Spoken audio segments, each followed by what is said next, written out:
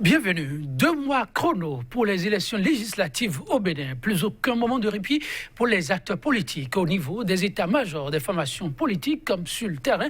Ça grouille de monde sans discontinuer. Mais selon qu'on soit de la mouvance ou de l'opposition, l'urgence semble ne pas être la même. Si les acteurs politiques de la mouvance s'illustrent singulièrement par des meetings, des tournées de sensibilisation et d'information des militants à la base, l'opposition a plutôt opté depuis peu pour des séances de travail assidu avec des institutions impliquées à divers niveaux dans l'organisation des prochaines joutes électorales. Dernière visite d'échange en date, celle rendue le 31 janvier au président de la Haute Autorité de l'Audiovisuel et de la Communication HAC.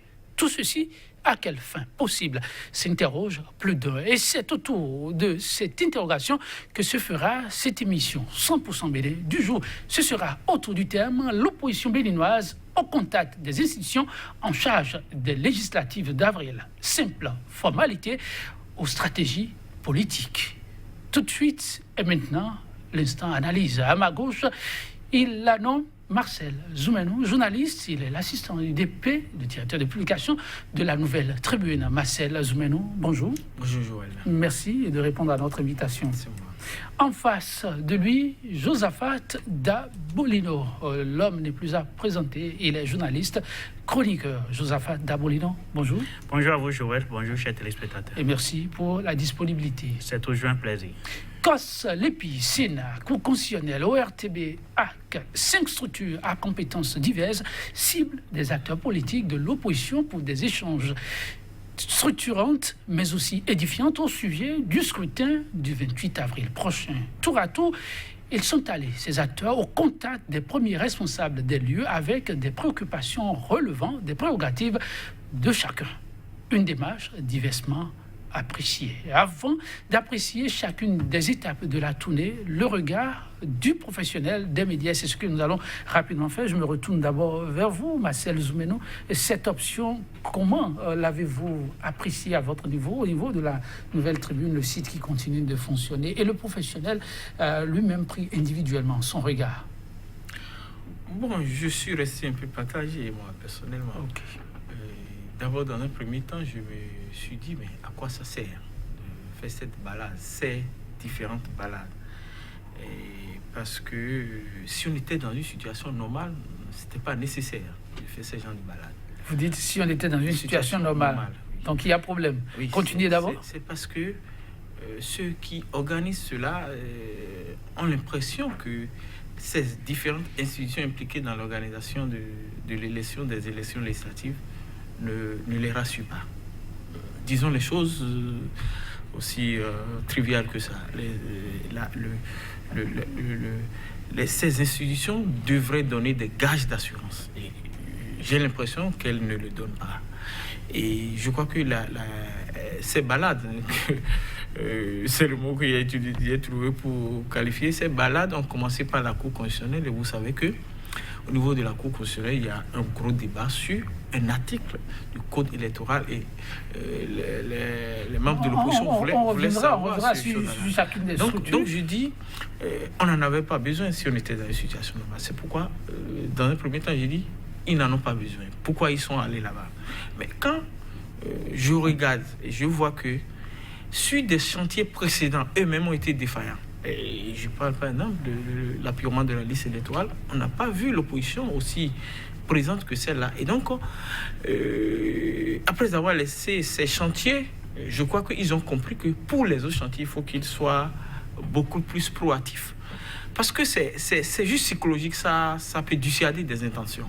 Et quand vous allez voir les gens, au moins ça donne l'impression que vous vous intéressez aux choses et que vous suivez les choses. Et donc, ça a un effet dissuasif qu'il faut avoir le courage de reconnaître. Donc, je dis, pour me résumer, dans un premier temps, il n'avait pas besoin. Dans un second temps, quand on regarde tel que les choses se passent de façon aussi opaque qu'on le voit, et les gens avaient besoin de ça, et l'effet psychologique est très important pour la suite. Josaphat Dabolino, l'option s'imposait finalement d'elle-même? Je ne dirais pas que cette option s'imposait. C'est un choix que les acteurs de l'opposition ont fait. C'est un choix de jouer leur partition dans l'animation. Moi, je mettrai ça dans ce cours, dans l'animation de la vie politique. Parce qu'il y a un enjeu électoral en vue, il faudrait mener les démarches nécessaires pour s'assurer de ce qu'il y aura une organisation parfaite, transparente et équitable pour tous les acteurs pour cette élection. Donc, il faut s'assurer de l'organisation.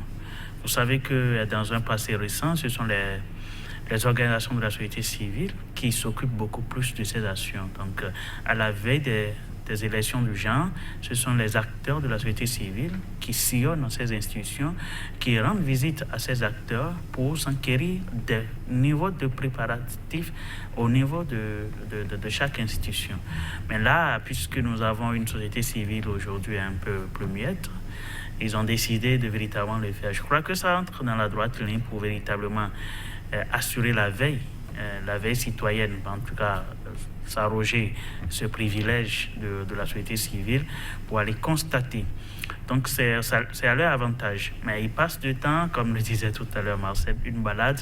Vrai, c'est une balade, mais au moins, si ça pourrait permettre de pousser certaines choses, d'ouvrir certaines portes. Parce qu'on dit aussi souvent que la confiance n'exclut pas le contrôle.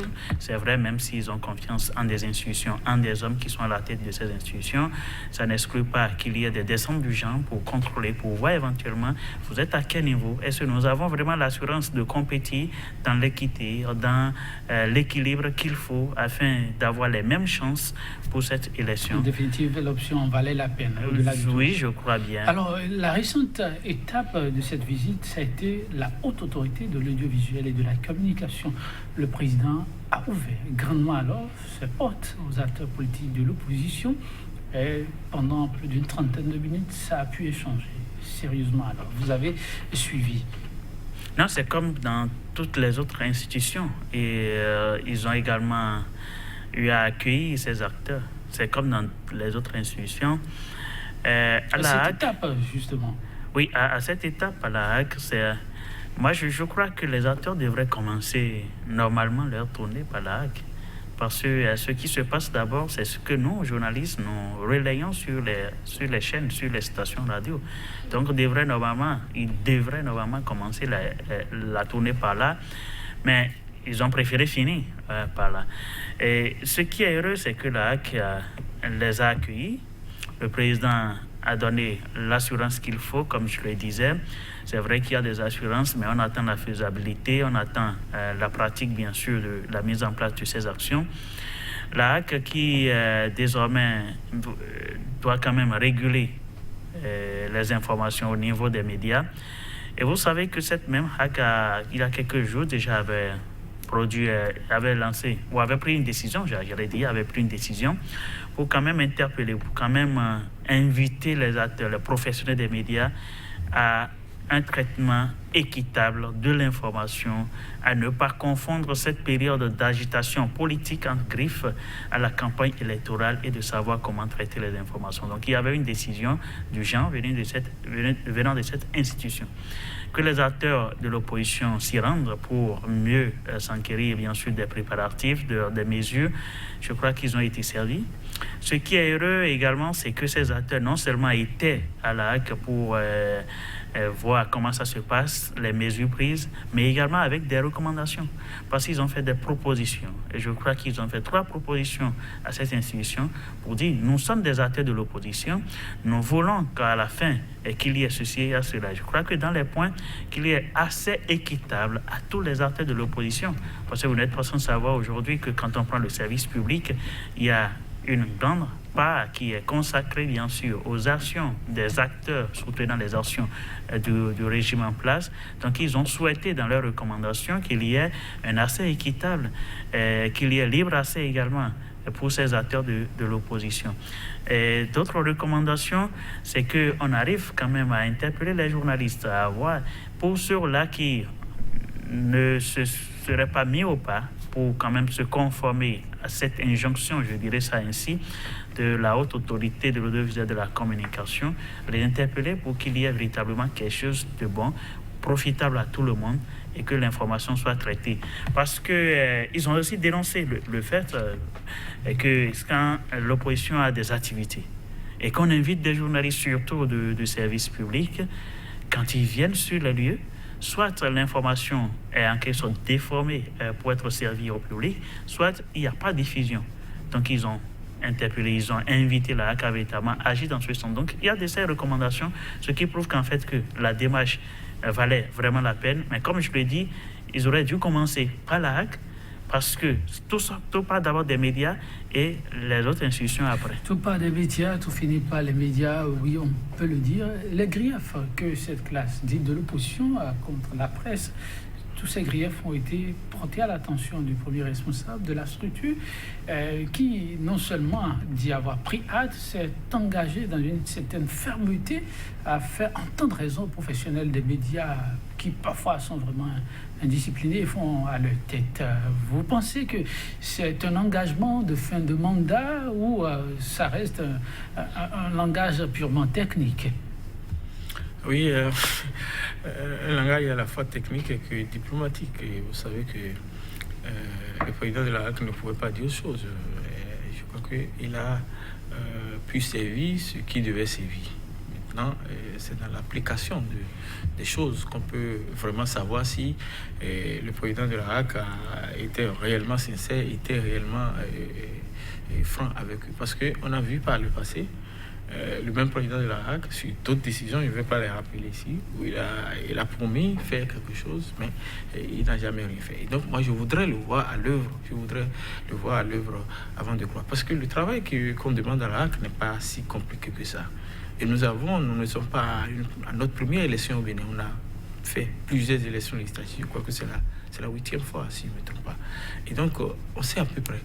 Les tests qui régissent notre corporation disent qu'en période de campagne, que le monsieur soit de l'opposition ou de la mouvance, traitement équitable. C'est-à-dire quoi? C'est-à-dire que même si mon journal, ma radio, ma télévision a une ligne éditoriale qui est favorable à l'opposition ou à la mouvance, pendant la période de campagne, je dois faire l'effort pour donner la parole aux gens de l'autre côté, de l'autre camp, que je n'avais pas l'habitude de regarder. Ça, c'est des trucs basiques que nous savons depuis des années.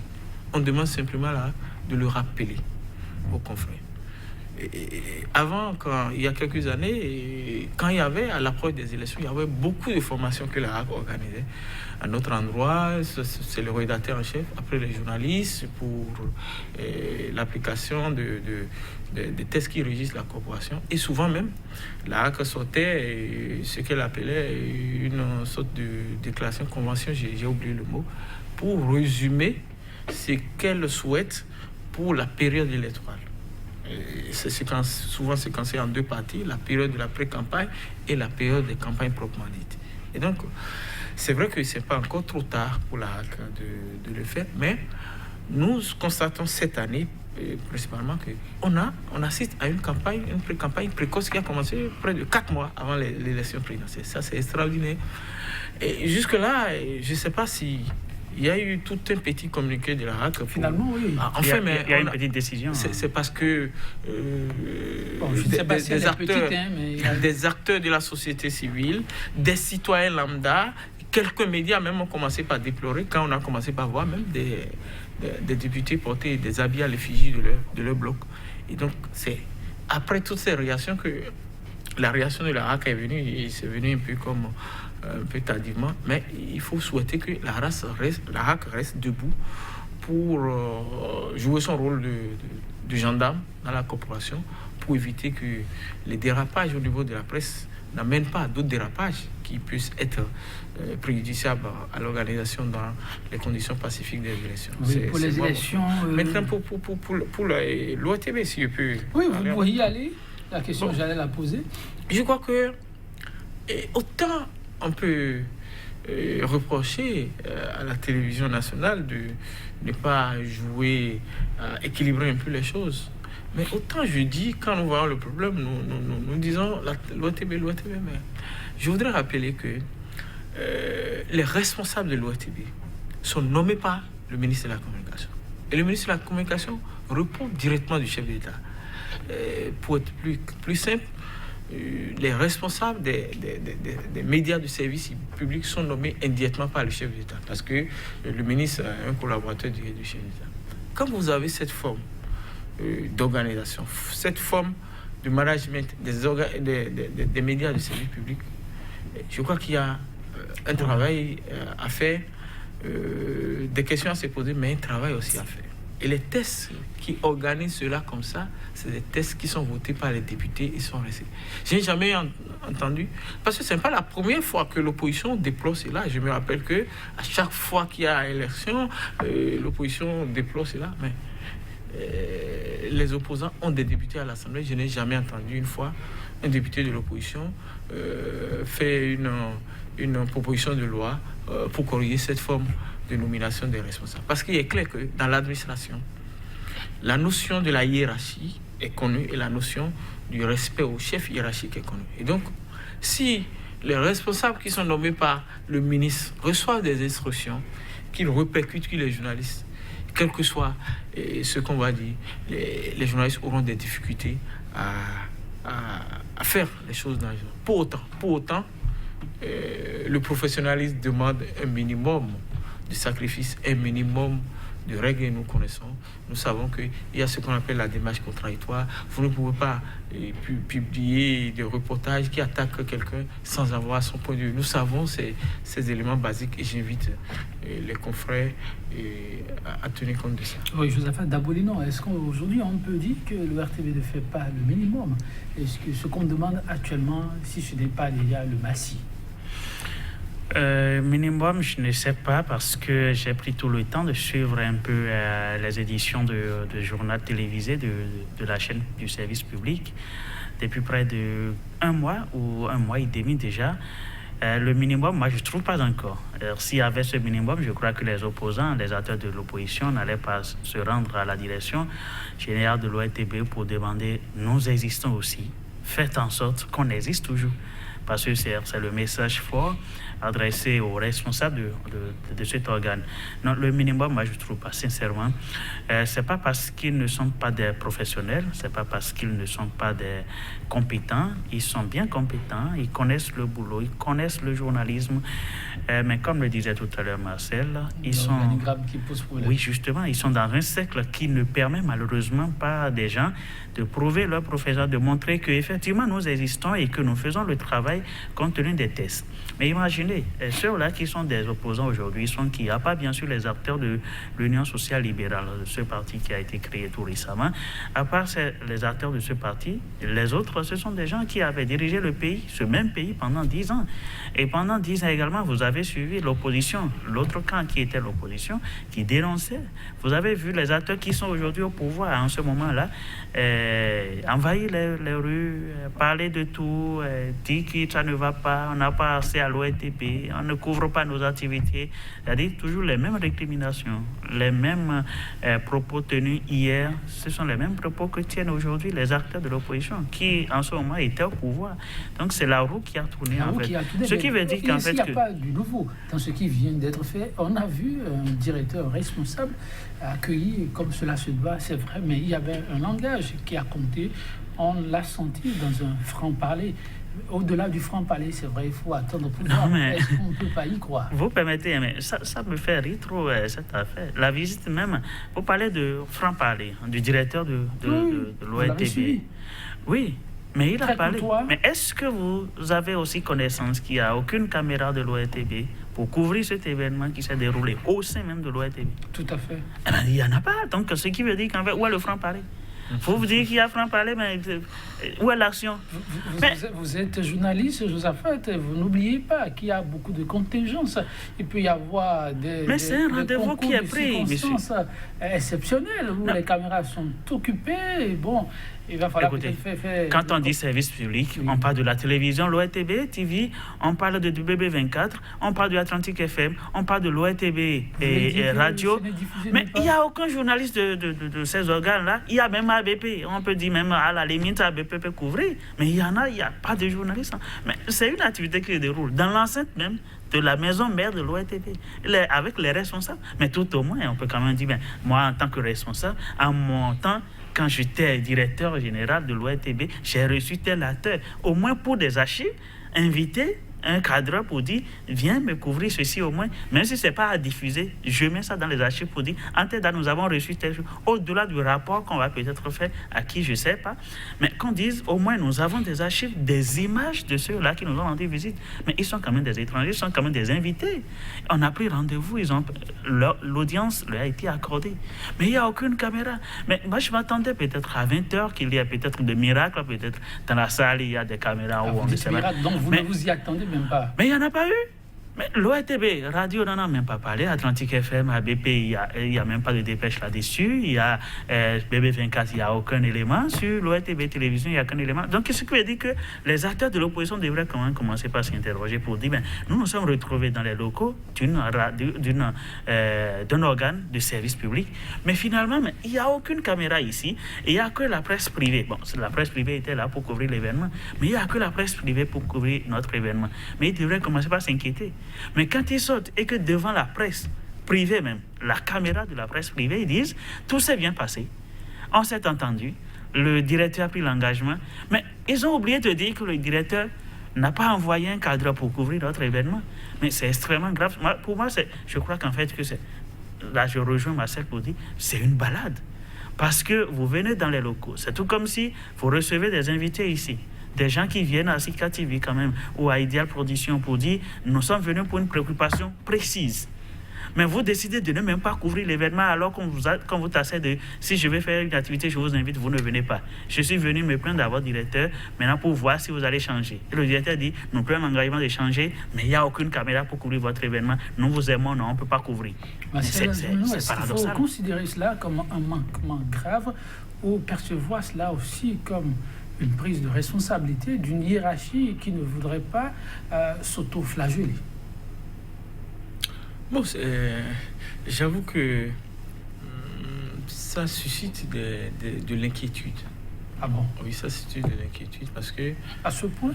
Oui, c'est un peu comme quelqu'un... je vais donner cet exemple pour illustrer. Tu as l'habitude de vendre de nourriture et d'habitude quand tes parents viennent te rendre visite, nous connaissons les bonnes manières en Afrique. Quand quelqu'un vous rend visite, vous lui donnez à manger. Et toi tu vends de la nourriture, tu ne donnes jamais à manger. Et quelqu'un vient se plaindre pour te dire, bon, j'ai appris que quand tes frères et sœurs viennent ici, tu ne leur donnes pas la nourriture. Et donc, le jour où la personne se plaint, tu ne lui donnes pas encore la nourriture. Donc, tu dis que tu vas... il va faire ça. À partir de la prochaine fois, ceux qui vont venir là, je vais leur donner la nourriture.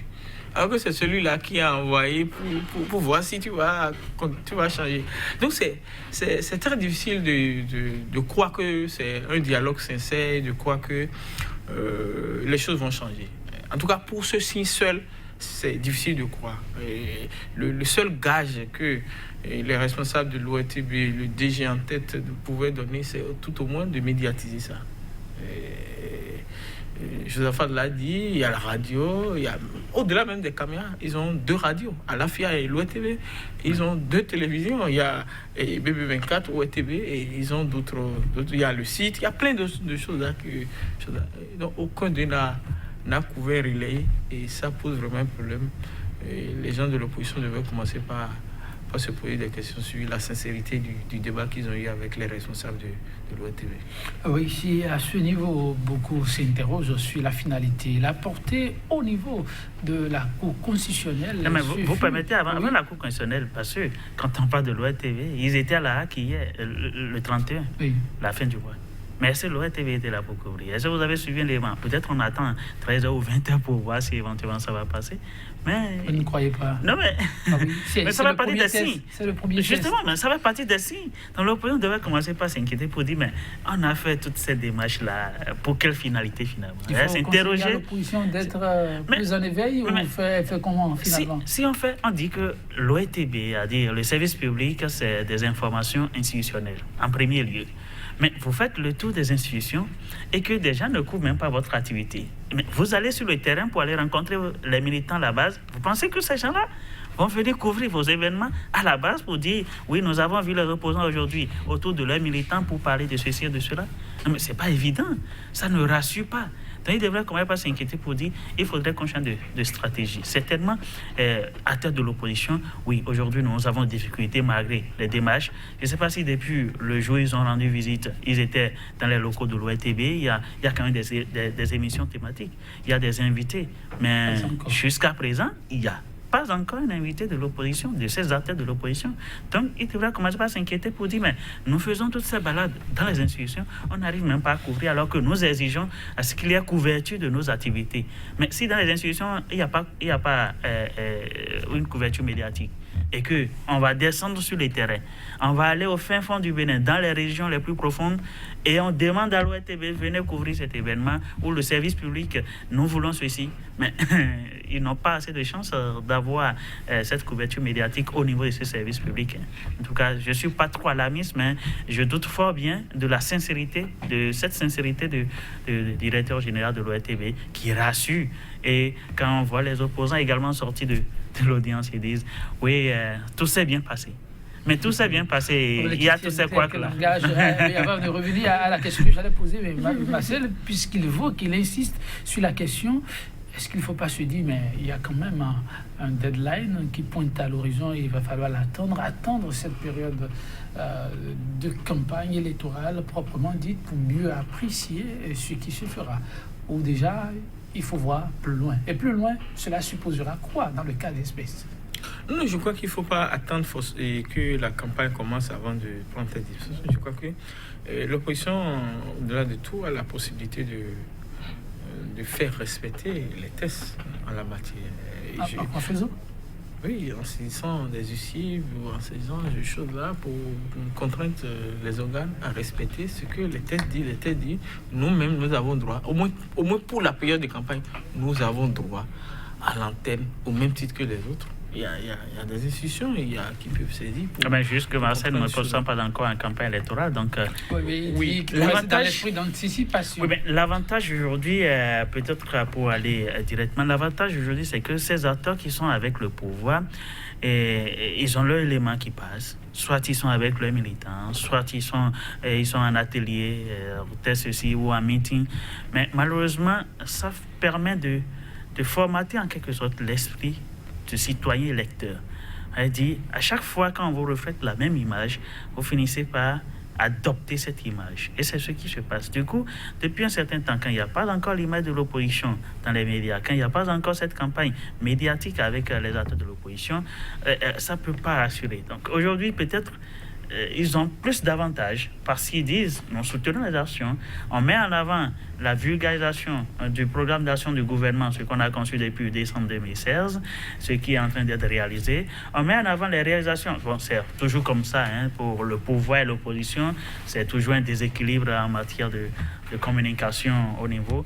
Mais l'essentiel, c'est que si les démarches peuvent permettre désormais aux acteurs de l'opposition d'avoir un accès équitable en son temps, là, ce serait mieux. Sinon, ils auraient fait toutes ces démarches pour rien et ils auraient peut-être mieux fait d'investir aussi le terrain, d'aller occuper aussi le terrain, sans peut-être caméra et micro, et au lieu d'aller faire ces balades dans les rien ne dit qu'ils ne sont pas sur le terrain non plus. En tout cas, on fera encore le point en son temps. Josaphat Daboulino, parlant donc d'institutions, ces acteurs de l'opposition ont tapé à la porte du président de la Cour constitutionnelle. Ce dernier les a, comme ses prédécesseurs, accueillis comme cela se doit. Le langage aurait été aussi des plus francs, chacun posant ses problèmes tel il le conçoit, et avec les visées qui lui sont propres. Marcel Zmenou, vous avez suivi ces échanges. L'opposition voulait plus, mais le président a estimé ne pouvoir donner que ce qu'il a. Pas exactement ce à quoi s'attendait l'opposition. Oui, et pour résumer, je crois que l'opposition voulait avoir une lecture, une explication, une interprétation de l'article 242 du Code pénal, ce que moi j'appelle toujours partout sur les plateaux l'article chrysogène. Et le président de la Cour constitutionnelle, Joseph Gébruna, a dit, bon, de ma posture, je ne peux pas le faire. Je ne peux pas faire une analyse a priori de quelque chose dont j'aurais à connaître du contentieux. Et donc, et cette posture est connue. On sait que la Cour, normalement, ne devrait pas faire un commentaire, une analyse sur une matière dont elle aura à connaître. Sur ça, Diop Benoît a un peu raison de le dire. Mais je crois que le problème ne devait pas aller jusque-là. La Cour devait attendre les élections, gérer le contentieux électoral. Mais le problème, c'est l'Assemblée. Disons les choses, situons les responsabilités là où nous devons les situer. C'est l'Assemblée. Ce sont les députés qui ont voté un article qui apporte un flou artistique sur la clé de désignation des sièges. Un sujet, une matière aussi importante que celle-là. Et quand vous avez cet article, passez de juriste en juriste, de citoyen en citoyen, chacun a son interprétation, chacun a sa lecture. Peut-être que au temps de Benoît, au temps de lecture de cet article. Et donc, il y a un problème. Les gens, c'est peiné, comment on dit, parce qu'ils ne savent plus ce qu'il faut faire, qu'ils sont allés à la cour pour dire, comme toi, tu dois utiliser cet article pour nous désigner les députés, dis-nous ce que toi, tu penses. Puisque en temps, ils étaient allés à la Sénat poser le problème, et Tiando les a dit, moi-même, je n'en sais pas grand-chose. Et donc, voilà. Donc, il y a un problème. Et moi, je crois que ça, c'est parce que l'une des conditions primordiales pour avoir une élection transparente et pacifique, c'est que les tests sur lesquels on devait se baser pour organiser cette élection, pour choisir, désigner les responsables qui seront élus, soient clairs. Et j'ai entendu par ailleurs des juristes dire, en matière de légistique, la légistique étant la discipline des droits qui s'occupe de la rédaction des tests, il faut faire l'effort pour être le plus clair possible. Mais voilà un article qui peut nous amener tous les problèmes. Le seul article parle de 10%, le seul article parle de quotient électoral, le seul article parle de 3 listes, le seul article... Donc, vraiment, j'ai discuté hier avec 2 ou 3 confrères qui ont chacun leur explication et leur interprétation du même article. Et là, je ne sais pas ce qui va se passer. Je n'ai pas de solution, moi aussi. Vous n'avez pas de solution. Les acteurs de l'opposition ont jugé utile, bien que connaissant la démarche, d'aller voir le juge constitutionnel pour savoir un peu plus à quoi s'en tenir. A priori, une démarche piège, non? Oui, une démarche piège, mais je crois que ça relève beaucoup plus de la consultation des sages de la Cour constitutionnelle. Alors, ce qui n'est d'ailleurs pas permis. Vous les voyez en consultation? Oui, c'est en consultation. C'est pas permis. C'était en consultation. En fait, c'est comme, oui, c'est vous qui êtes appelé quand même à juger en dernier ressort. Nous venons en attendant qu'il y ait marche. Nous voulons voir clair comment vous pouvez juger si éventuellement vous avez tel dossier. C'est une consultation, il ne pouvait pas réagir autrement. Donc, il a été vigilant. Oui, il a été vigilant. Si c'était peut-être un recours, un citoyen forme un recours, ou un des acteurs de l'opposition forme un recours, et adresse à la Cour constitutionnelle. Moi, en tant que citoyen béninois, je veux comprendre l'article 242, il s'agit de cet article 242. Je veux comprendre. Je ne coupe pas mon confrère Josaphat, mais c'est très difficile parce que la Cour elle-même avait entériné cet article en donnant son quitus en disant c'est conforme à la Constitution. Je ne sais pas si la Cour actuelle, qui est très imaginative, ce qu'on appelle le recours en interprétation, pourra revenir pour interpréter une décision qu'elle-même avait rendue pour dire ce cours des... Oui, mais justement, vous abordez cet aspect. Mais on a vu la même cour. Oui, mais on a vu la même cour revenir pour réinterpréter une décision. Donc, on peut revoir.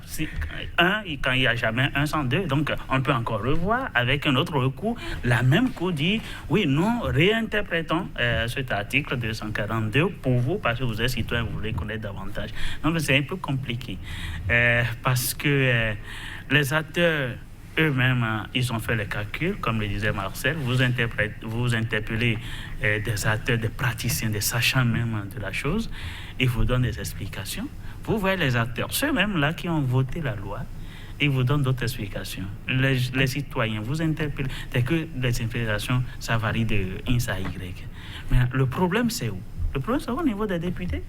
Ceux-là qui ont quand même adopté ce code électoral, je crois que c'est la loi numéro 2018-31, pourtant code électoral, mais ils ont péché en le faisant. Mais quand on parle des règles du jeu, vous voulez aller à un match, vous voulez jouer à un match, on dit, nous avons telles règles, nous devons suivre telles règles. Mais ce n'est pas clair c'est tellement compliqué, il y a polémique que vous voulez vous mettre sur le terrain pour dire que vous voulez commencer par jouer. Mais vous ne savez même pas si, avec cette règle-là polémique, ce sera en votre faveur ou en défaveur. Donc il vaut mieux être vigilant. Je crois que c'est cette vigilance qu'on observe aujourd'hui au niveau des acteurs de l'opposition. Mais ça va donner quoi? Ça ne va pas donner grand-chose, en tout cas à mon avis. Mais ce que ça pourrait donner un petit peu, ça a poussé un petit peu les choses, parce que le président de la Cour constitutionnelle a invité les autres responsables d'autres institutions en charge, bien sûr, de l'organisation, la Sénat et d'autres institutions en charge de l'organisation, d'échanger avec ces acteurs pour voir dans quelle mesure on pourrait appliquer. Parce que le piège, c'est que c'est la Commission électorale nationale autonome qui d'abord doit faire exécuter cet article, elle doit utiliser cet article, parce que c'est elle qui doit proclamer d'abord les résultats provisoires. Sur quelle base cette commission en charge de l'organisation des élections va proclamer bien sûr les résultats provisoires? Comment elle fera la règle, comment elle pourra faire le dispatching, la répartition des sièges pour dire nous attribuons tel siège à telle personne, là vous êtes déclaré député en attendant bien sûr la confirmation de la Cour. Donc c'est la Sénat même d'abord qui doit faire le travail.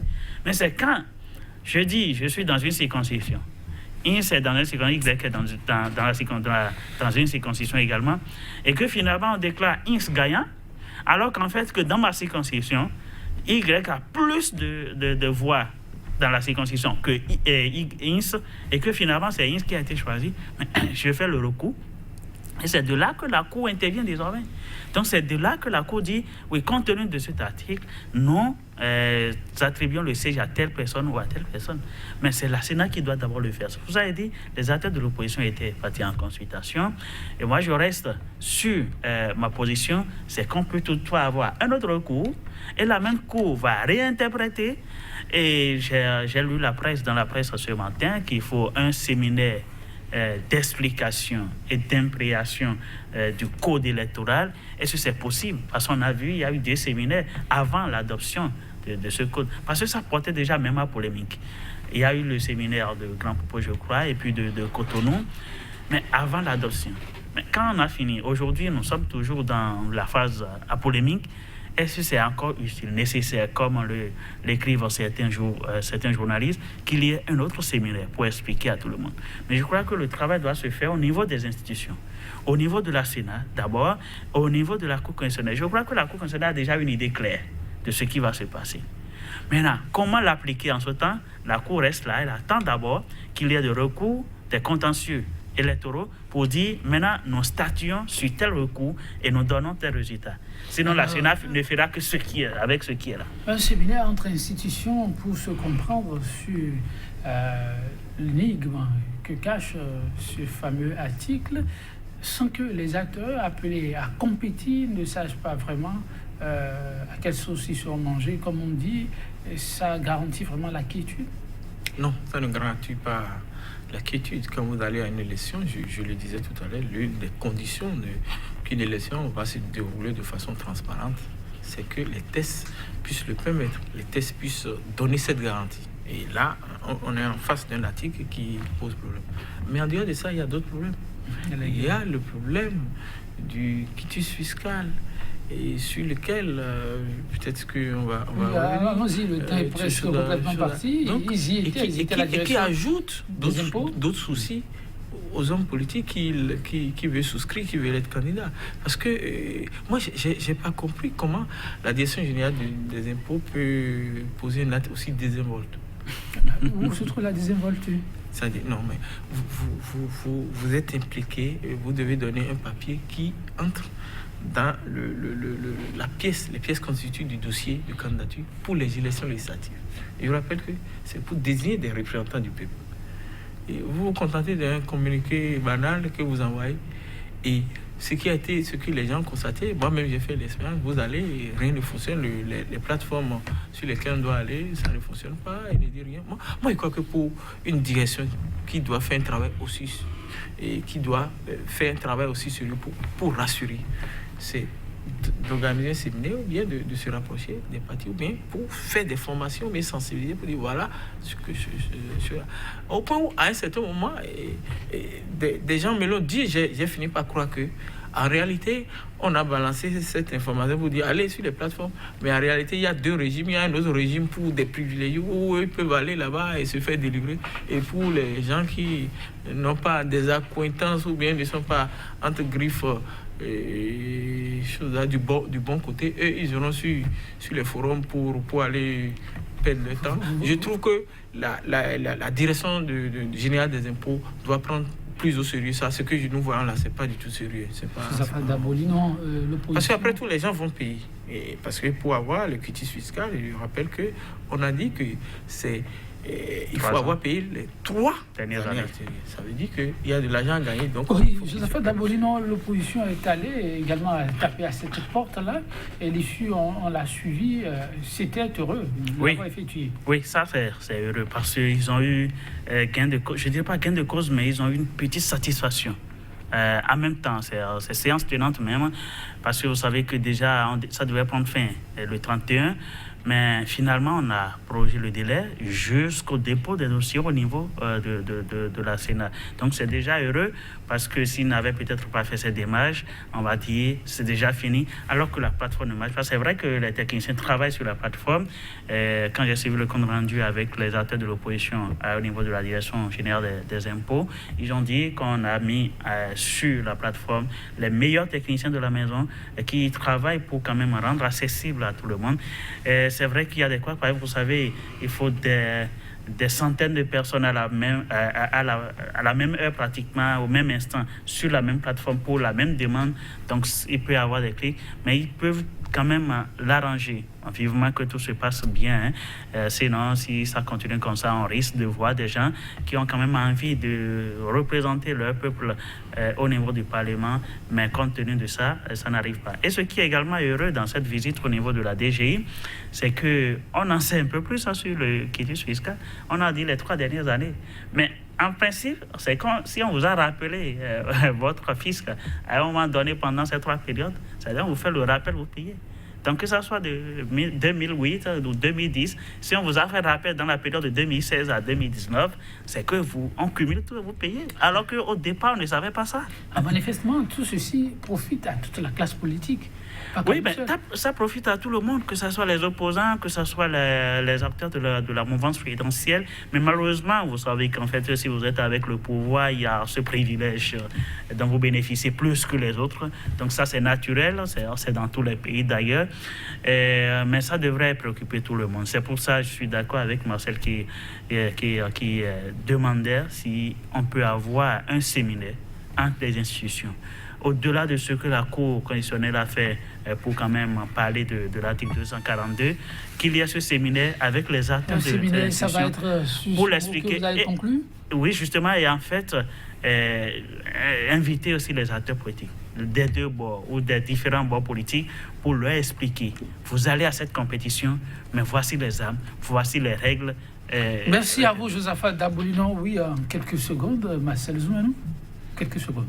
Oh, je ne souhaite pas que nous puissions avoir des élections transparentes, équitables. C'est gage de paix parce que si les choses ne se passent pas, nous savons que les conflits naissent souvent des conflits post-électoraux qui n'ont pas été bien gérés. Donc, je ne souhaite pas cela. C'est pourquoi j'invite toutes les structures impliquées dans l'organisation de bien jouer leur rôle. Je parle de la Cour constitutionnelle, de la Sénat, même de la Cour, de gestion des impôts, de la RAC, toutes ces institutions qui sont impliquées.